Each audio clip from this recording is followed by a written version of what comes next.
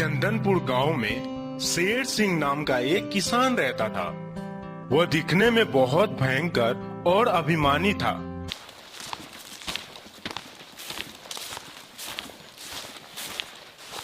वो थोड़ी सी बात पे बिगड़ जाता और लड़ाई करने लगता। गांव के लोग डर से बात भी नहीं करते थे उससे। शेर सिंह ना ही किसी के घर जाता और ना ही रास्ते में मिलने पर किसी को प्रणाम करता। उसी गांव में दयाराम नाम का एक किसान आता है। वो बहुत ही सीधा और भला आदमी था।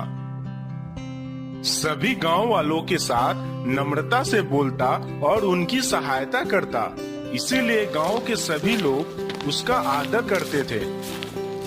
एक दिन गांव में, अरे भाई दयाराम, तुम कभी शेर सिंह के घर मत जाना, उससे दूर ही रहना, वो बहुत झगड़ालू है।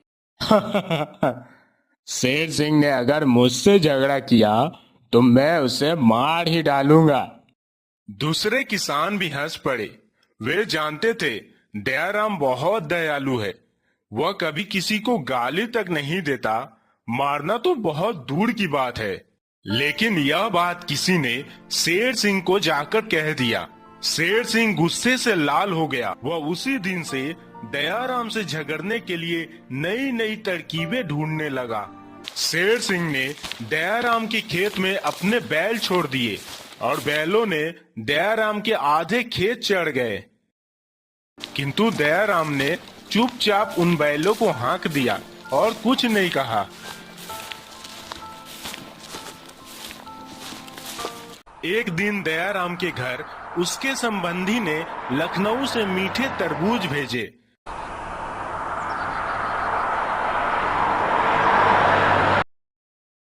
दयाराम ने सभी किसानों के घर एक एक तरबूज भेज दिए, लेकिन शेर सिंह ने उसका तरबूज यह कह के लौटा दिया, ले जाओ इस तरबूज को, मैं भिखमंगा नहीं हूँ, दूसरों की दान नहीं चाहिए मुझे।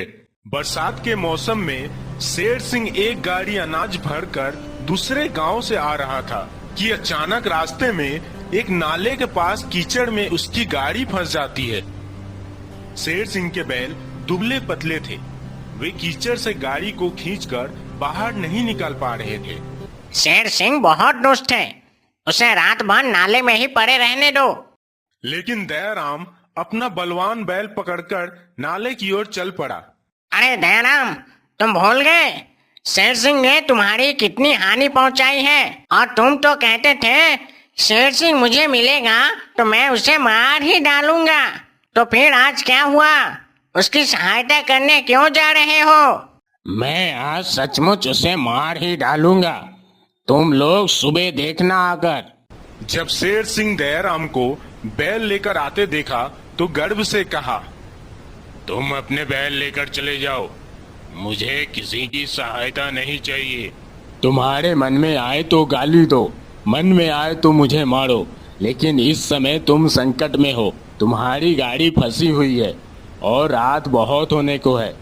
मैं तुम्हारी बात इस समय नहीं मान सकता। दयाराम ने शेर सिंह के बैलों को खोलकर अपने बैल बांध दिए। उसके बलवान बैलों ने गाड़ी को खींचकर कीचड़ से बाहर निकाल दिया और शेर सिंह गाड़ी लेकर घर चला गया। अरे नमस्कार भाइयों, नमस्कार दयाराम। अरे ऐसे मत देखो, मैं वो शेर सिंह नहीं। दयाराम ने तो उस शेर सिंह को कल रात को ही मार दिया।